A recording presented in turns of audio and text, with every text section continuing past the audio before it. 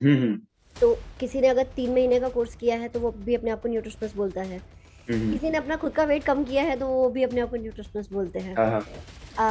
And because of which जो ज्ञान उनका यहाँ वहाँ से लेके उन्होंने अपना इंटरप्रिटेशन बना के जिस तरीके का खाना हमारी दादियाँ नानियाँ चाहती थी कि हम खाएं, हम्म। दैट्स सिर्फ इट। वही है। बस वही। यस। योर नॉर्मल 2 रोटी जिसके ऊपर घी लगा हो, साथ में दाल हो, साथ में सब्जी हो, साथ में कोई घर की हम्म। बनी हुई चटनी हो, this is more than enough. Hmm. जब तक हम अपने माँ बाप के हाथ में होते हैं हम्म। तब तक हमारा स्केड्यूल एकदम बढ़िया चल रहा होता है। हाँ हाँ। उसके बाद the moment we find that freedom, everything goes for a toss.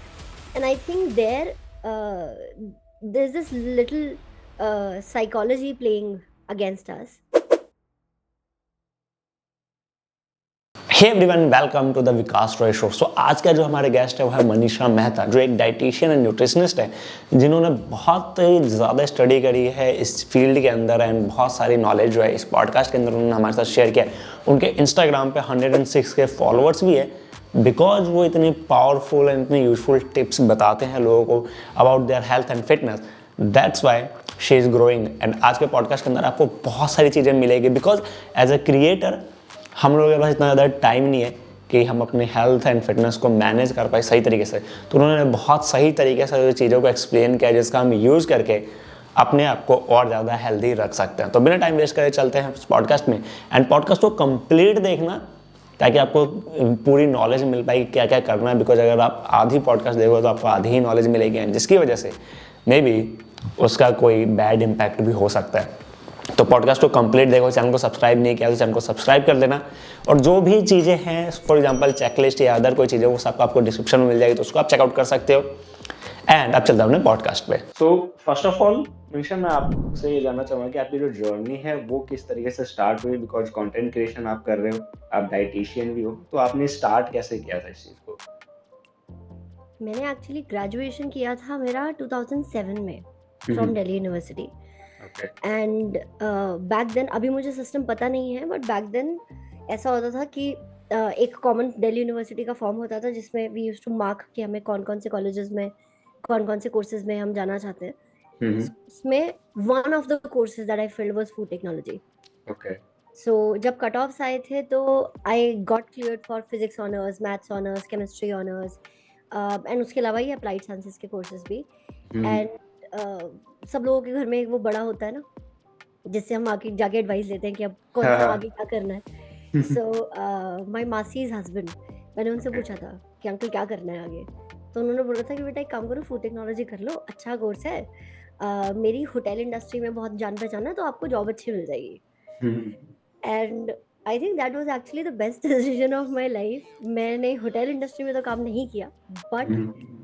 वहाँ से आई थिंक जो इंटरेस्ट बना है मेरा फूड में, and how hmm. Human body works, how every each and every cell of our body works, that journey started and then I think I never look back. Okay.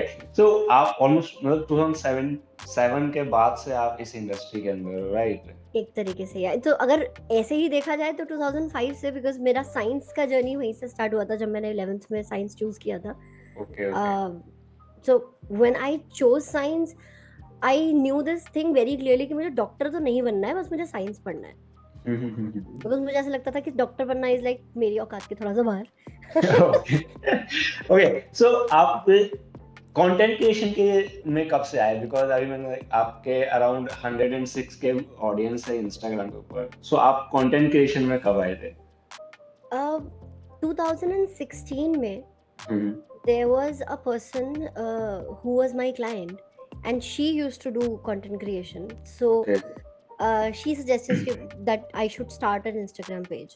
So I started an Instagram page, and for multiple years I was just, playing around, not doing anything much.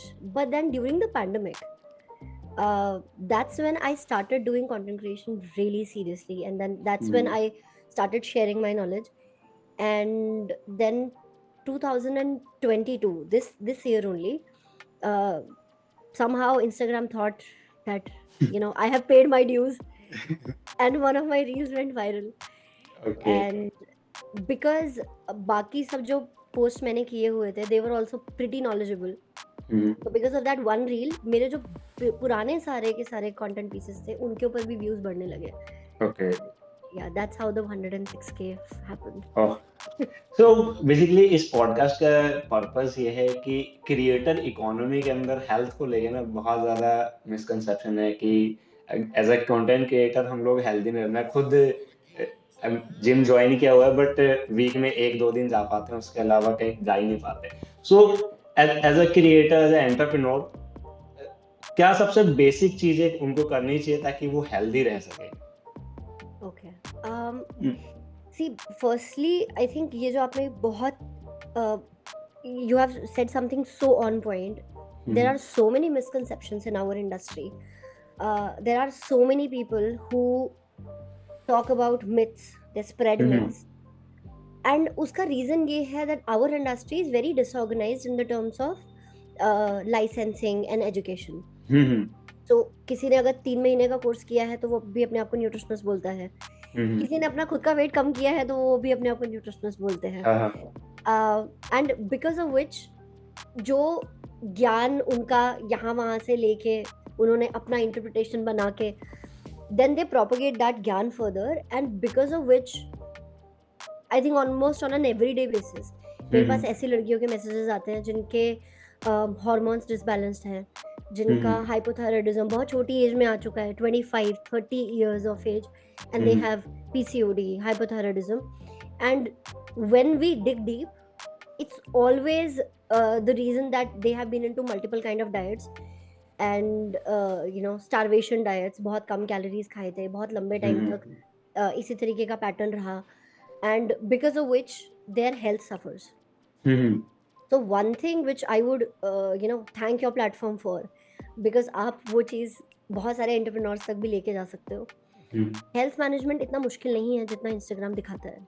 Okay. Health management इतना मुश्किल भी नहीं है जितना हमें diet culture बताता है. आपको एक्चुअली कैलोरी डेफिसिट की ज़रूरत नहीं होती है. आपको 1000 कैलोरीज 1200 कैलोरीज प्लान्स की ज़रूरत नहीं होती है. You can eat properly, you can eat balanced, full plate, full stomach, and yet you can manage your health. ज़्यादा कुछ नहीं है. So there is this one thing which I call as the 3 steps to the ultimate body transformation. इसके ऊपर मेरे YouTube channel पे एक पूरा वीडियो भी है, and I keep talking about this. So 3 pillars for health. First is the physical activity, second is your nutrition, and third is recovery, which is sleep. So if you are able to take out like 45 to 60 minutes for some workout which strengthens your organs, which is weight training, अगर आप वो चीज़ कर पाते हो, and a combination of workouts. ज़रूरी नहीं है कि ये एक ही तरीके के वर्कआउट को आपको करते रहना है. आप कार्डियोज भी करो, आप अपना वेट ट्रेनिंग भी करो. अगर आपको कार्डियो नहीं करना है, आपको डांस करना पसंद है, आप डांस भी करो, but strengthen your muscles. Okay. So that's workout. Second is your nutrition. So eat properly. And when we talk about eating properly, I think जो बहुत easy मैं statement अगर दे सकूँ इस चीज़ के लिए, जिस तरीके का खाना हमारी दादियाँ नानियाँ चाहती थी कि हम खाएं, that's it. बस वही. Yes, your normal 2 रोटी जिसके ऊपर घी लगा हो, साथ में दाल हो, साथ में सब्जी हो, साथ में कोई घर की बनी हुई चटनी हो. This is more than enough. Okay. Right? आप टाइम पे फ्रूट्स खाएं, आप टाइम पर वेजिटेबल्स खाएं, आप ठीक से पानी पिएं, आप रात में ठीक से सो जाएं. रात में आप 2-2 बजे तक नेटफ्लिक्स ना करो, इंस्टाग्राम रील स्क्रॉल ना करो. जो हमारे मम्मी पापा चाहते थे कि हम लोग 10 बज गए बस अब सो जाओ, सुबह जल्दी उठना है. ये बहुत बेसिक चीज़ें हैं. But I think because of the Instagram jazz, because of the whole social media jazz and diet culture, हम इस बहुत बेसिक चीज़ों से हम बहुत दूर आ गए, एंड वहाँ से सारे के सारे कॉम्प्लिकेशंस शुरू होते हैं. ओके. सो एक चीज यहाँ पे रहती है स्लीप को लेके. ठीक है, मैं जब तक 12th क्लास में था मैं 10 बजे के बाद सो जाता था. मतलब फिक्स रूटीन था, चाहे मेरा क्वेश्चन या कोई भी होमवर्क आधा रह जाए बट 10 PM पे मुझे सो जाना है. बट उस चीज को इस टाइम पे मेंटेन करना बहुत ज्यादा मुश्किल हो गया है, because we are working and nobody knows कि क्लाइंट का कब कॉल आ जाए, कब काम करना है, आपको कोई नहीं जानता. तो अगर हमें इसको फिक्स करना है किसी तरीके से, कि हाँ यार अब हमारा एक रूटीन होना चाहिए कि 10 PM पे हमें सोना है तो ओके सो जाएंगे। तो इसको इस रूटीन को कैसे लाए अपनी लाइफ के अंदर? बिकॉज बहुत सारे क्रिएटर्स हैं जो मतलब अभी करंटली जहाँ मैं रहता हूँ हम 4 क्रिएटर्स रहते हैं एक साथ। सो हम सबका रूटीन ऐसा ही है कि किस टाइम पे सोना है, कोई ऐसा कोई फिक्स टाइम नहीं है। बट अगर इसको और इसके अंदर एक चीज और प्रॉब्लम होती है फूड को लेके कि हम घर पे रहते हैं तो ओके घर पे खाना बन रहा सब कुछ हो रही है, बट यहाँ पे प्रॉब्लम ये होती है कि खाना बेसिकली जो है मेड बना रही है, तो अब वो किस तरीके से बनाते हैं उनका अपना अलग टाइम है, वो किसी दिन 9 बजे आ रहे हैं, किसी दिन वो 12 बजे आते हैं। तो ये प्रॉब्लम होती है। तो इसको किस तरीके से फिक्स करें, क्योंकि मैंने देखा बहुत सारे क्रिएटर्स अलग ही रहते हैं, वो अपने घर पे नहीं रहते हैं, मैक्सिमम क्रिएटर्स कहीं और रहते हैं। तो वो किस तरीके से इसको फिक्स कर सकते हैं? ओके सी एक चीज जो मैं अपने सारे के सारे इंडियन क्लाइंट्स को स्पेसिफिकली बोलती हूँ, बिकॉज मैंने बहुत सारे इंटरनेशनल लोगों को देखा है, मेरे all over the globe I have clients. एक चीज जो हमारे पास है और जो दुनिया में और किसी के पास नहीं है, specially in the western countries, is the access to domestic help. Okay right, आपके घर में वो जो मेड आ रही है खाना बनाने के लिए, वो हमें एक्चुअली उस चीज की कदर नहीं है अभी। ओके अगर आपके पास भी I am sure US based clients होंगे, सो मेरे जितने भी यूएस बेस्ड क्लाइंट्स हैं उन लोगों के साथ में बहुत प्रॉब्लम होती है उनको सारा का सारा काम खुद से मैनेज करने में। हमारे पास we have the luxury of man power, right, and if we only start utilising it properly, we will actually be able to see great results in our work efficiency, in our health, in our relationship management in general. So how I like to deal with my domestic help is that just like you have team members in your team, कोई content देख रहा है, कोई editing देख रहा है, कोई is the face of the company. Similarly, that domestic help is also a recruit in your company. Okay. So जिस तरीके से आप team building करते हो, where you are laying down the KPIs, where you are laying down the the SOPs, इसी तरीके से आप अगर अपनी domestic help के साथ भी करते हो, of course जैसे हम एक नया टीम मेंबर हायर करते हैं तो उनको ट्रेन करने में हमें टाइम लगता है। सिमिलरली आप वही वाला ट्रेनिंग टाइम थोड़ा सा आप अपनी मेड के लिए भी कर दोगे, तो that domestic help is going to be such a valuable asset in your company, I tell you. Okay, because उसकी वजह से आपका हेल्थ मैनेज रहेगा, so you will have more energy to do more in life, right, you will have timely meals, which means if you are having nutritionally balanced meals, your focus in your work will also improve.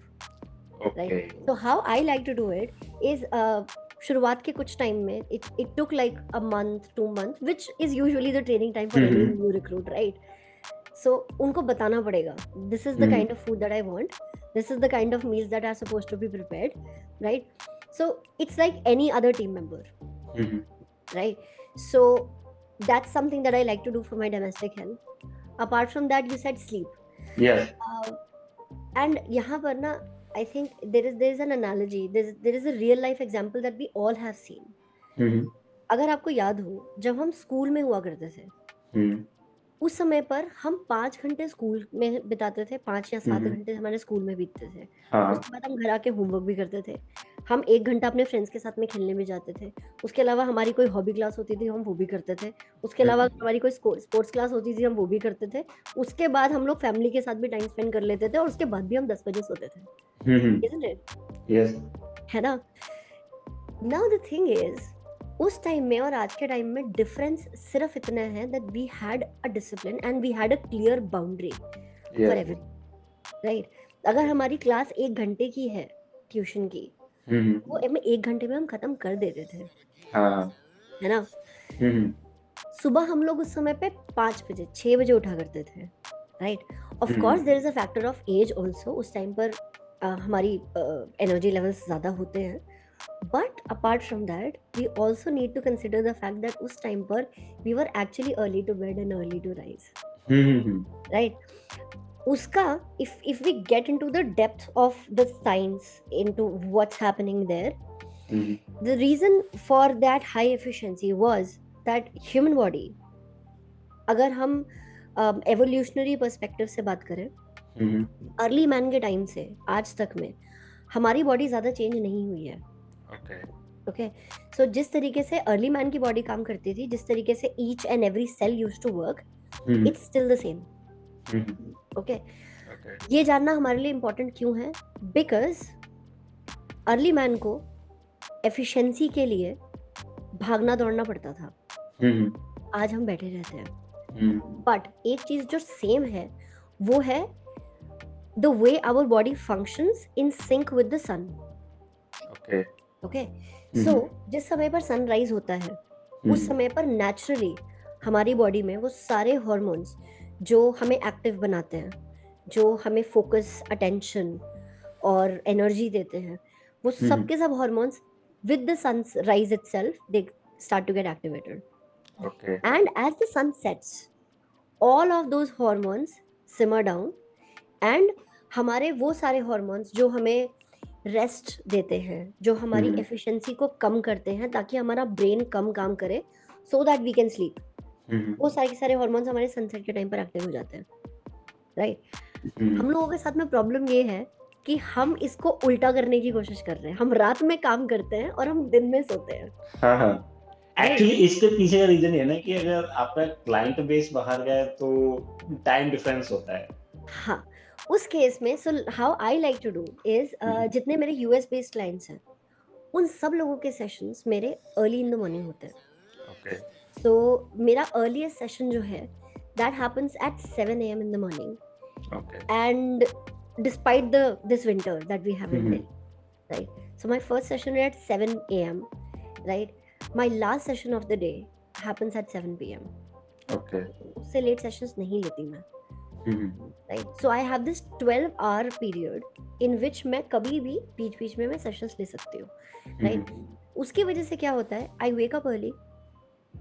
Right? And because I have that habit of waking up early, तो it's easy for me to go to the gym also early in the morning. So जिस दिन मेरा वो morning वाला session नहीं है, उस दिन I can go to the gym in the morning. और जिस दिन मैं वो नहीं कर पाई, उस दिन I do have, good enough breaks between my sessions so that during those sessions I can go. Okay. So, हाँ, आप बोलिए.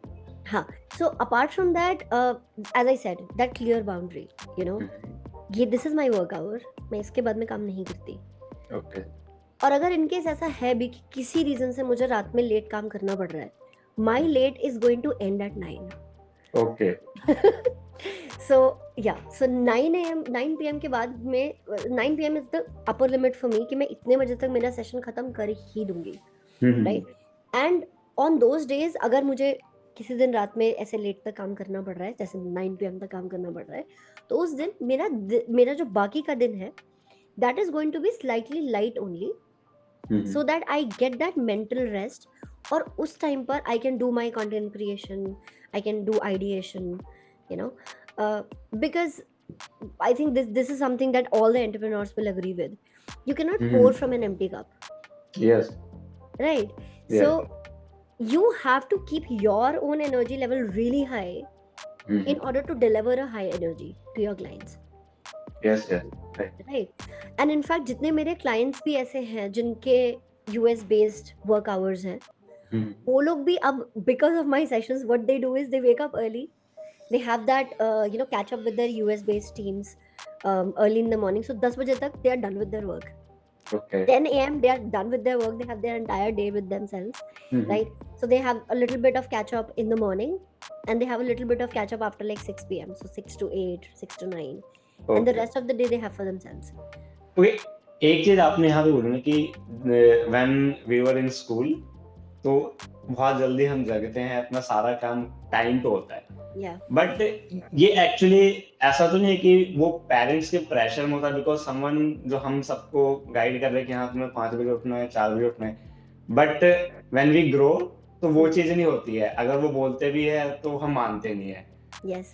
तो इस चीज को कैसे मैनेज करें? बिकॉज उस टाइम पे तो समवन मैनेजिंग नहीं, ठीक है, तो अभी no one is managing us. So Yeah. ये एक प्रॉब्लम उसके साथ आती है.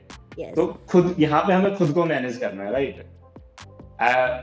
व्हाट हैपन अगर हम if we hire someone for our health and fitness, तो वो बेसिकली किस बेसिस पे करना चाहिए? बिकॉज करंटली मैं जिम में जाता हूँ तो वहाँ पे मैं देखता हूँ बहुत सारे लोग समवन ट्रेनिंग किसी को ट्रेनिंग दे रहे हैं, but it's not look like कि हाँ वो चीज़ हमें लेनी चाहिए. और उसको एक क्राइटेरिया क्या होना चाहिए कि हाँ इसको अगर मैं हायर करता हूँ, for example your clients hires you to maintain their health and fitness and everything. So what's the criteria for a client to hire a person who can help them in their health and fitness? See, actually, you have pointed out something really important. जब तक हम अपने माँ बाप के हाथ में होते हैं, तब तक हमारा स्केड्यूल एकदम बढ़िया चल रहा होता है. उसके बाद the moment we find that freedom, everything goes for a toss. And I think there's this little psychology playing against us.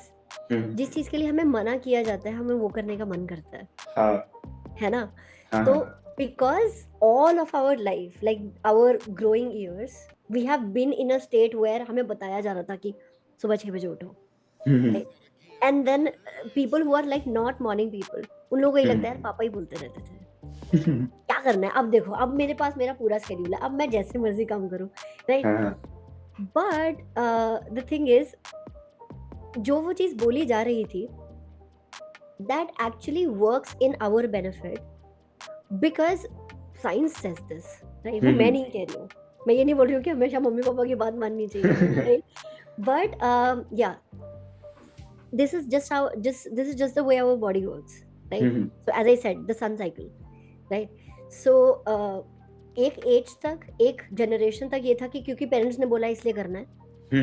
But then if you get into the science of it, human body supports more efficiency, more focus, more attention, more energy levels during the daytime, right?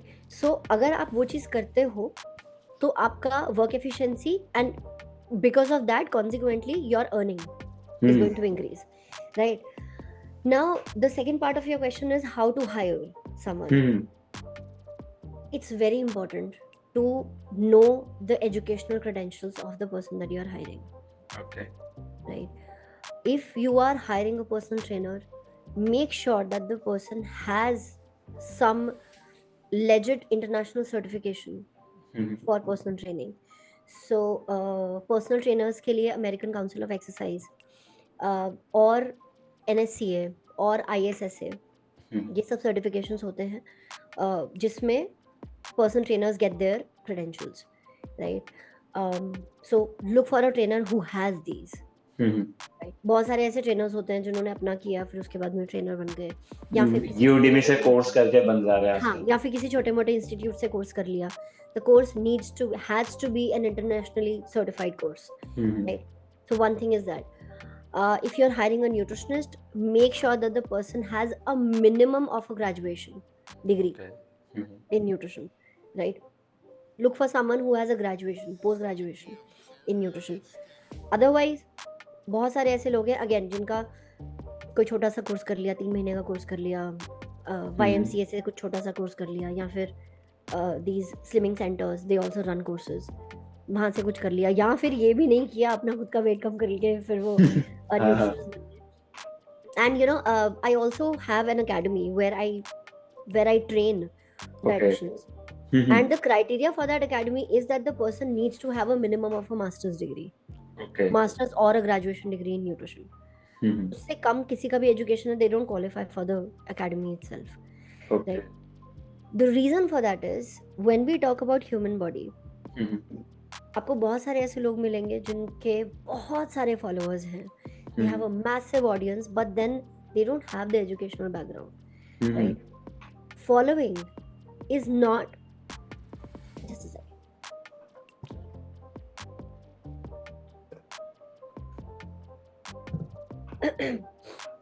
So following is not following does not equate with knowledge, basically.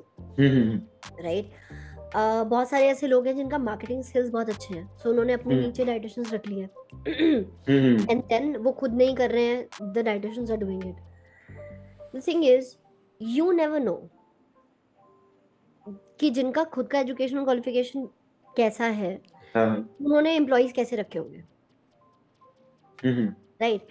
And in that case, to maximize their profits, what they do is, again, कुछ भी छोटा मोटा किसी ने nutrition का course किया, उनको higher कर लिया so that उनको सैलरी कम देना पड़े, because any properly qualified dietitian won't work for that less, right? So yeah, there's a lot of mess going on in our industry. So it's very important then that whenever you are giving your health into somebody's hands, make sure that the person is properly qualified. Okay, so एक चीज यहाँ पे रहती है कि as a creator, ठीक है, Instagram पे बहुत सारे न्यूट्रिशनिस्ट हैं, डाइटिशियंस हैं जो अलग अलग टॉपिक्स के ऊपर बात करते हैं, राइट?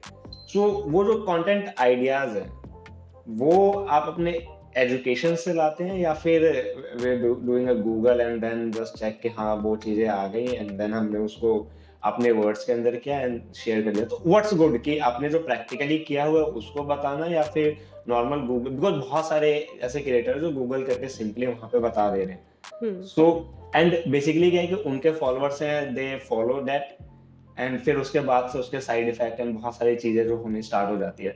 Yes. तो व्हाट्स बेस्ट कि प्रैक्टिकल एडवाइस दें, बिकॉज क्रिएटर्स वांट्स नंबर्स ना कि हाँ फॉलोअर्स बढ़ रहे हैं तो ठीक है, because doing brand promotion and earning they don't have to कि हाँ क्लाइंट्स आ रहे हैं नहीं आ रहे हैं, किसके ऊपर कैसा इफेक्ट होता है नहीं होता है.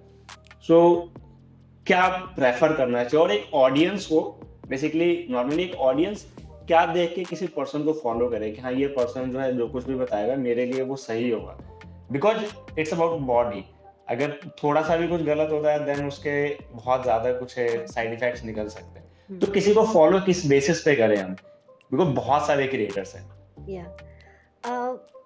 जब हम कोई कंटेंट पीस देखते हैं ना, एक्चुअली उस एक कंटेंट पीस से हमें बहुत ज्यादा तो उस इंसान के बारे में पता नहीं चलेगा, बट एक बहुत इजी सा चीज है जो आप कर सकते हो.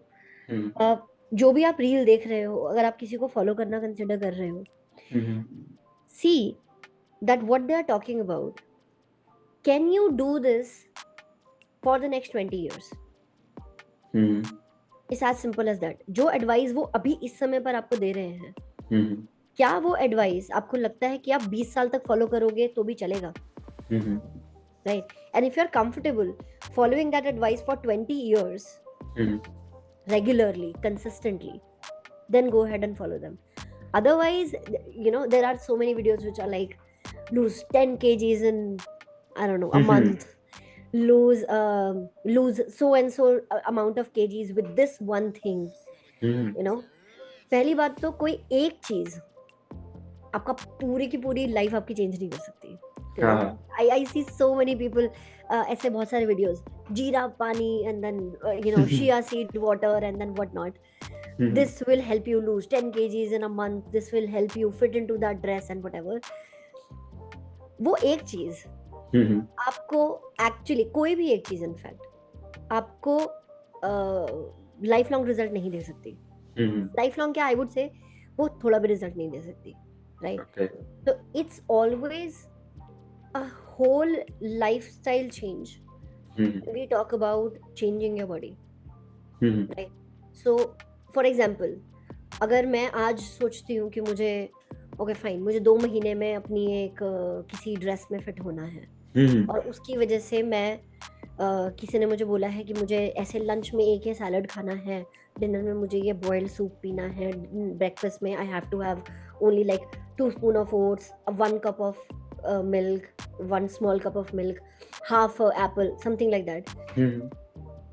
वो अगर आप आज कर भी लेते हो एंड लेट्स से आप 2 महीने में उस ड्रेस में फिट आ भी जाते हो, चलो let's just assume that, what after that? Because मेरे पास ऐसे बहुत सारे लोग आते हैं तो जिनका पूरा लाइफ बीत गया इन सारे क्विक फिक्सेस में. So I have a program called Ditch the Diet, in which for 3 months I handhold my clients and I take them out of all of those myths and I help them achieve their goal body as well, help them with their medical issues as well. And in this program, I see on an everyday basis, I see people crying, Okay. you know, because that torture of not being able to eat something, and then वो आप करते ही चले जा रहे हो, आपने 2 महीने किया, फिर आपने उसको छोड़ दिया बिकॉज वो प्रैक्टिकल नहीं था, जितना वेट लूज किया था उससे ज्यादा वापस आ गया Okay. छोड़ते ही, राइट? उसके बाद में आप फिर से हिम्मत करते हो, आप कुछ नया ट्राई करते हो, उसमें भी वही आप फटाफट से वेट लूज कर रहे हो, उसके बाद में वो वापस आ रहा है.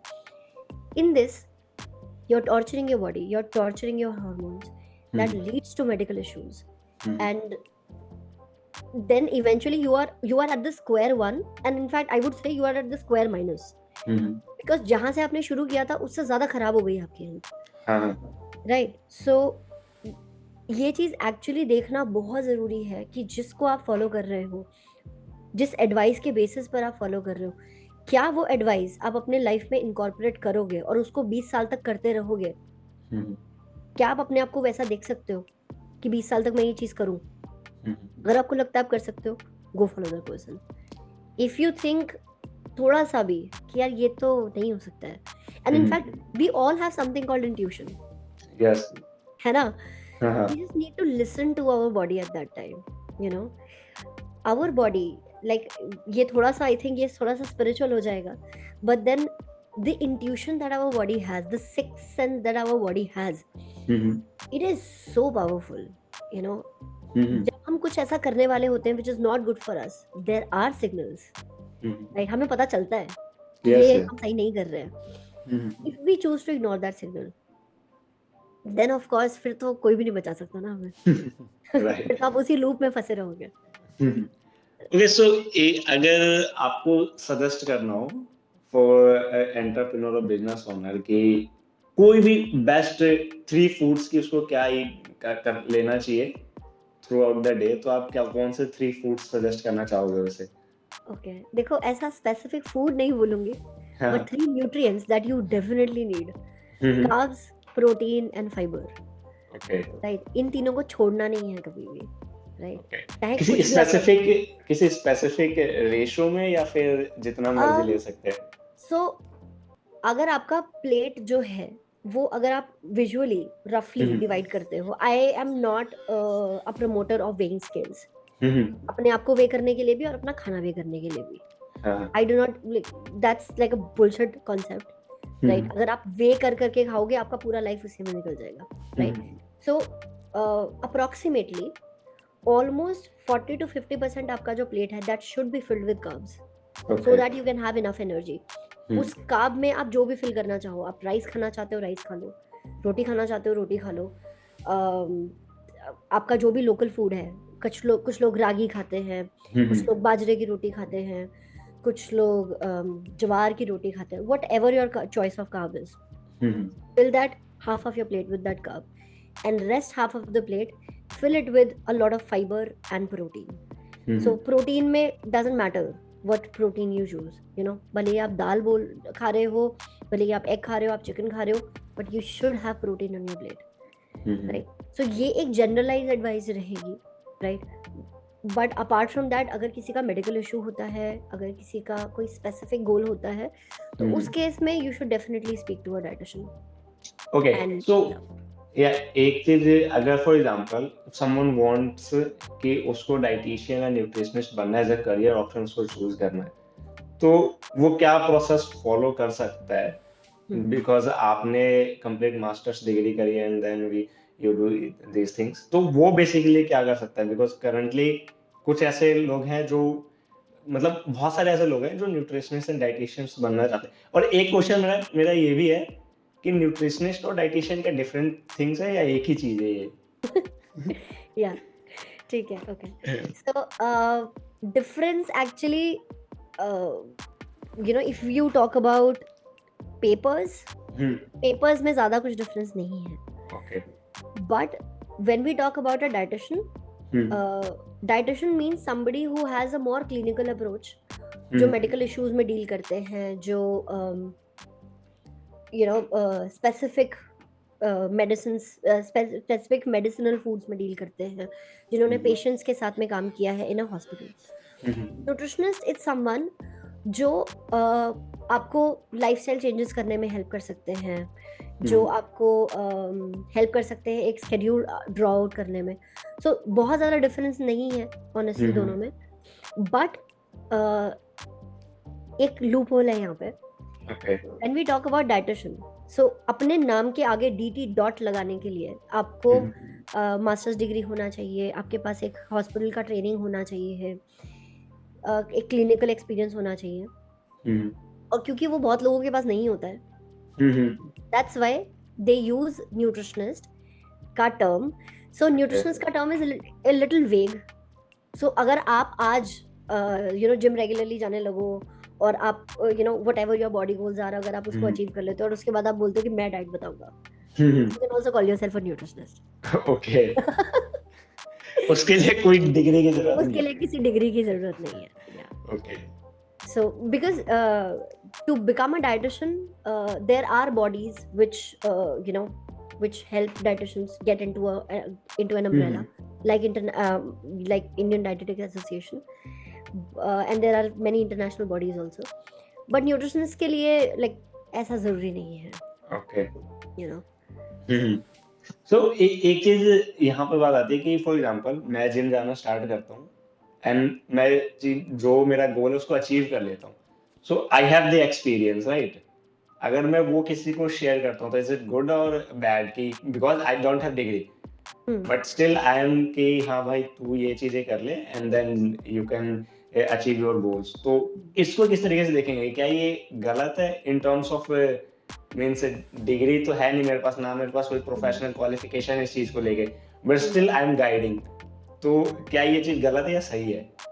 ये ना एक्चुअली विकास ये बिल्कुल सेम वैसा ही है कि आप किसी को, आपको एक दिन सर में दर्द हो रहा था, आपने एक सैराडोन की गोली खा ली और उसके बाद आपका सिर दर्द ठीक हो गया, या डिस्प्रिन की गोली खा ली, आपका सिर दर्द ठीक हो गया. उसके बाद कोई और आपके पास आया, यार मेरे को बहुत सर में दर्द हो रहा है, और आपने बोला यार ये गोली खा ले.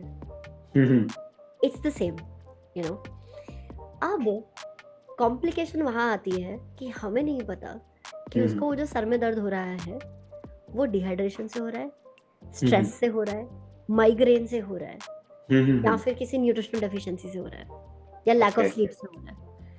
Right? So dealing with a professional, working with a professional means that they will go to the depths of the root cause and then they will fix that. Okay. Like अगर मैं न्यूट्रिशन स्पेसिफिक एग्जांपल्स की बात करूं तो ठीक है, एक female है, उसने अपना खुद का वेट कम कर लिया, जिम गई, अच्छा खाया, वेट कम कर लिया, और उसके बाद में she is fine and now she becomes a nutritionist and starts guiding other people. कोई और भी लड़की उसके पास आई कि मेरा वेट बढ़ा हुआ है और मेरे को डॉक्टर ने बोला है कि वेट कम करना है और वेट कम करना है मुझे. The person is given calorie deficit, cardio करने के लिए बोल दिया और वो सब चीजें हो गई. But eventually it turns out कि उसको वेट इसलिए बढ़ रहा था क्योंकि उसको इंसुलिन रेजिस्टेंस का प्रॉब्लम था. Okay. और अब जो उसने कैलोरी डेफिसिट किए उसकी वजह से उसका मसल मास और गिर गया, उसको इंसुलिन रेजिस्टेंस और बढ़ गया, and now she is a diabetic. So the thing is, जो चीज हमारे ऊपर काम कर रही है वो किसी और पे भी काम करेगी, ये जरूरी नहीं है.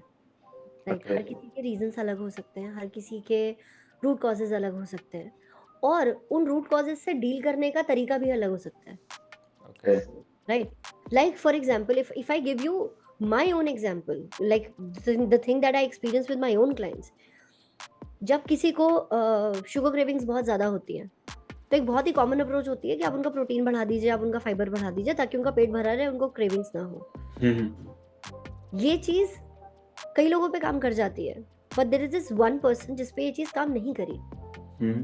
When we dug deeper, there was this client of mine. When we dug deeper, उसको उनका पूरा जब हमने प्रोफाइलिंग किया तब we realized that her sugar craving was not because of lack of protein or fiber. It was because of emotional eating. Whenever she used to feel angry, तब वो फिर अगले कुछ दिनों के लिए उसको मीठा खाने का मन करता था. Okay. So that's the reason why I say that everybody, what works for you does not mean that it will work for somebody else, right? when you have the right education, उससे फायदा ये होता है that you know exactly which direction to look at, right? सारे answers जरूरी नहीं है कि आपको डिग्री है तो आपके पास सारे के सारे आंसर्स होंगे, वो जरूरी नहीं है, बट उस आंसर को ढूंढना कहाँ पर है आपको वो पता रहेगा. Okay, it's like experiment. Yes, I wouldn't say experiment because बहुत सारे experiments हो चुके हैं. There are so many researches also, right? So अगर किसी के ऊपर खाली वो प्रोटीन और फाइबर नहीं काम कर रहा है तो maybe there is an emotional angle to it, right? Okay. अगर emotional angle काम नहीं कर रहा है maybe there is an underlying medical issue to it, right? But अगर ऐसे भी बहुत सारे लोग मैंने देखे हैं कि अगर किसी का अप्रोच काम नहीं किया, in fact this happened yesterday.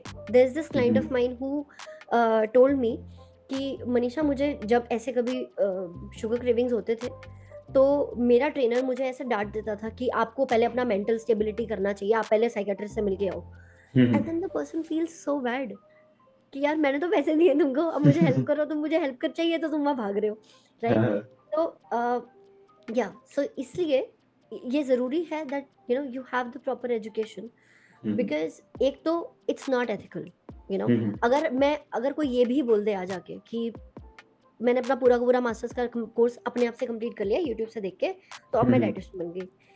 It's the same as you know if somebody comes and tells you कि मैंने अपना मास्टर्स इन सर्जरी कंप्लीट कर लिया है, मैंने एमबीबीएस का पूरा सिलेबस कंप्लीट कर लिया यूट्यूब पे देख के, चलो अब आप लेटो मैं आपका ऑपरेशन करती हूँ.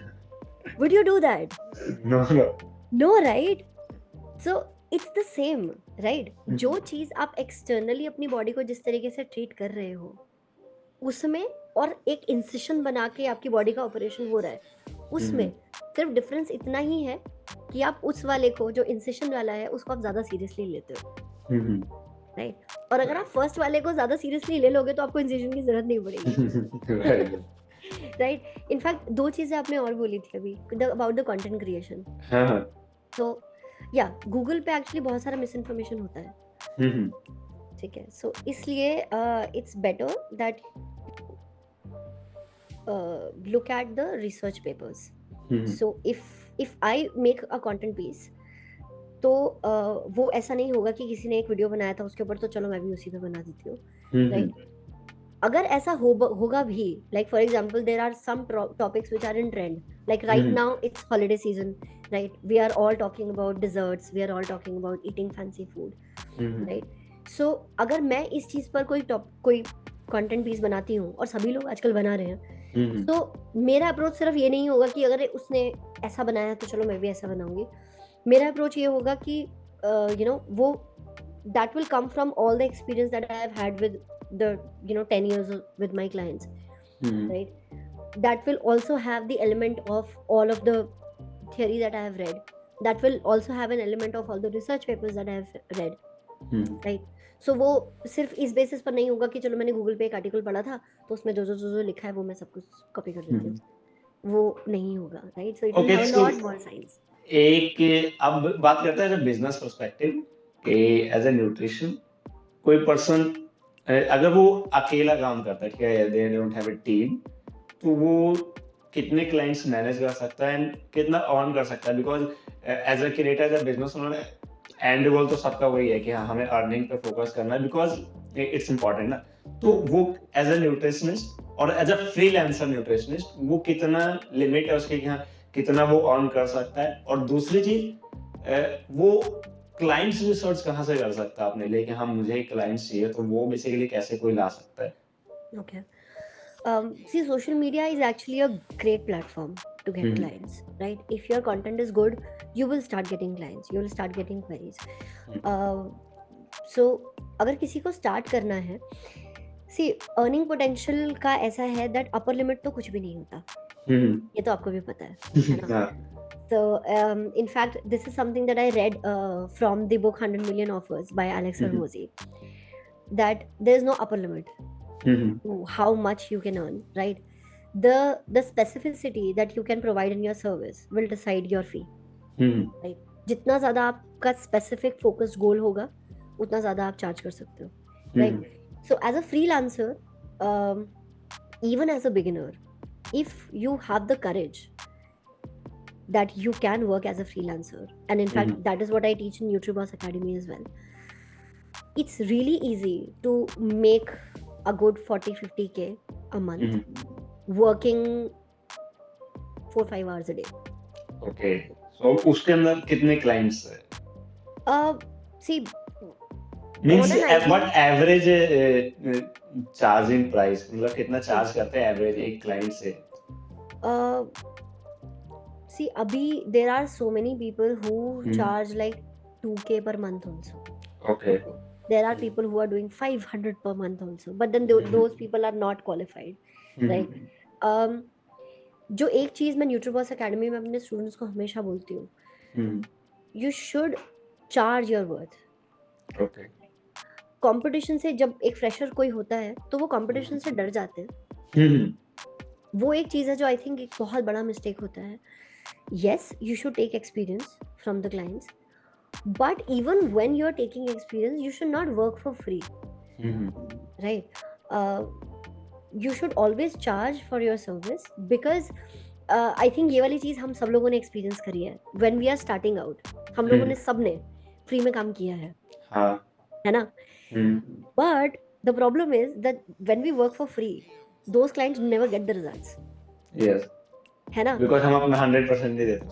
हम अगर अपना 100% दे भी देंगे, the client won't be serious, okay, है ना? because they haven't paid, right? So this should always be an energy exchange, right? When you are giving your energy into something, you are getting that energy back in the form of money. जब तक कोई energy exchange नहीं होगा, तब तक either of the parties won't value that collaboration or that relationship as much. So charge तो हमेशा करना चाहिए, right? And I think charge करने के लिए you should also think how many clients you can handle, right? And how much time you think you can give to each client. Like for example, in the Ditch the Diet program, I don't have an upper limit of the session duration, right? So it's like there are sessions where I'm sitting with my client for 2.5 hours also. There are sessions which end in half an hour also, right? So that depends on how many questions the client has, and at one point they realize कि हाँ अभी मेरे को मेरे सारे answers मिल गए Manisha, now I'm ready for the next week, right? This is how I work. There are people who give out half an hour session, 1 hour session, right? So how much time you can take out, and in fact this is one thing which I would definitely suggest to anybody who is also in a job. So अगर आपका 8 घंटे का job है या 9 घंटे का आपका job है, 10 hours आप निकाल रहे हो इंक्लूडिंग द ट्रैवल, देन जो आपके पास टाइम बचा है, क्या आप उसमें एक क्लाइंट 2 क्लाइंट फिक्स कर सकते हो? Do it, right? Start doing it. Start your freelance journey, because when you start working with your own clients, you learn so much about generating business. Okay, Right. Okay. So एक nutritionist के पास कितनी income streams होती है? For example आप clients manage करते हो, आपकी खुद की एकेडमी, आप कंसल्टेशन प्रोवाइड करते हो, कोचिंग में भी आप प्रोवाइड करते हो, सो उस कितनी इनकम स्ट्रीम हो सकती है एक पर्सन के पास? अगेन उसका तो वैसे अपर लिमिट नहीं है इनकम स्ट्रीम्स का, तो राइट? ये आपके इनकम स्ट्रीम आप बता दीजिए। Okay. See, right now I have 3 income streams.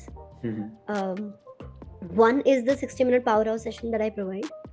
So that is for anyone who just wants to have one session with me, so that they can see how I work. If they have a few questions, I can answer them in that session. If they want like a lifestyle change, and if they want like a routine to be made based on what they are doing right now, that I do in the 60-minute powerhouse session. Okay. Right? So usme I understand the entire lifestyle of the person, and based on that I make a diet plan for them, which they can follow based on उनका schedule क्या है, उनका family का schedule क्या है, वो किस तरीके की चीज़ें खाना पसंद करते हैं, उनका goal क्या है, उनके medical issues क्या है, उस basis पर I had that 60-minute powerhouse session. The second income stream that I have is my one-on-one clients, which are inside the Ditch the Diet program. So that's a more premium service that I offer. It's a 3-month program in which I change the entire mindset of the person around food. What kind of relationship they share with food. There are people who have eating disorders. There are people who have serious medical conditions. There are people who want a specific goal in their work. उनको work efficiency अपना बढ़ाना है, they want that accountability. So all of that I do in this diet program. Apart from that, the NutriBoss Academy, where I teach dietitians how they can start their own practice. So all of these things work in seasons. So far I have been doing the NutriBoss Academy as a one-on-one like as a group coaching program. Going forward, yes, it may go on evergreen, but अभी तक तो it is a group program. तो Okay. साल में 2 या 3 बार वो conduct करती हूँ. ओके सो एंड में आप कंप्लीट क्रिएटर इकोनॉमी को क्या बोलना चाहोगे कि वो अपने हेल्थ एंड फिटनेस को किस तरीके से मेंटेन कर सकता है एंड उससे क्या उसका जो वर्क है वो भी अफेक्ट ना हो, तो एंड में आप क्या मतलब कोई भी शॉर्ट टिप्स जो आप दे सकते हो? Okay. Have a routine. Okay, and set boundaries for that, right? And that should be a non-negotiable boundary. Okay. That's one very important thing. जितना टाइम आपको 4 बजे लंच करने में लगेगा उतना ही टाइम आपको 2 बजे लंच करने में लगेगा, तो please eat your meals on time. Right? And sleep, rest, very important, right? Apart from that, if you want, I do have a health checklist for beginners. So I can give you that, and you can share it with your audience, so they can download that checklist, and that has like certain very basic things that you can do to begin your health journey, right? And these are like no-brainer tips, right? Okay. Certain very simple things. आपका schedule कितना भी खराब है, आपका schedule कितना भी busy है, you will be able to do this much at least, right? So I can give you that checklist. And apart from that, if you want detailed knowledge from me, you have my YouTube channel. If you want bite-sized content from me, you have my Instagram page. Yes. Yeah, and start moving, start exercising. ये एक चीज है जो बहुत important है, जो हम लोग नहीं ध्यान देते उसके ऊपर. बट अगर आप एक्सरसाइज नहीं कर रहे हो, जो चेयर आपको अभी इनकम स्ट्रीम्स दे रही है, आपको क्लाइंट्स दे रही है, वही चेयर आपको कमर का दर्द भी देगी. राइट? सो वर्कआउट करना बहुत जरूरी है. Okay, so thank you for providing knowledge, and I hope इससे बहुत सारे लोगों को हेल्प होगी एंड वो लोग अपनी हेल्थ एंड फिटनेस को लेकर थोड़ा सा सीरियस होंगे. मैं भी उसमें इंक्लूडेड हूँ, बिकॉज मैं भी बहुत ज़्यादा कुछ नहीं करता हूँ, बिकॉज मैं स्टार्टिंग में वेब डेवलपर था, तो वेब डेवलपर का काम होता है पूरी रात बैठ के कोड लिखना, तो वो मैं बहुत ज़्यादा करता था. बट करंटली अब तो मैंने वो छोड़ दिया है, बट स्टिल बहुत ज़्यादा मुश्किल होती है. बट आई होप आपके जो टिप्स हैं वो काम करेंगे एंड हम उसका बेनिफिट लेंगे. So thank you for providing this knowledge. Thank you so much Vikas.